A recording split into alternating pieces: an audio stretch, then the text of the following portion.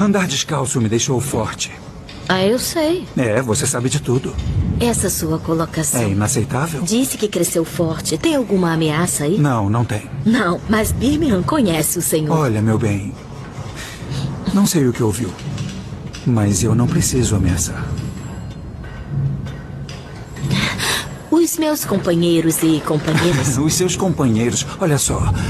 Eu sempre me comporto como um homem de negócios. Que diz, meu bem? Você disse que tem uma disparidade de 10 shillings entre os funcionários e as funcionárias em 2 fábricas minhas. Pois bem, eu vou aumentar o pagamento das mulheres nessa fábrica em 5 shillings e reduzir o pagamento dos homens da fábrica de Rover em 5 shillings. Para atingir a porra da sua igualdade. E vou contar para esses homens, com famílias para sustentar, de quem foi a ideia de cortar o salário deles.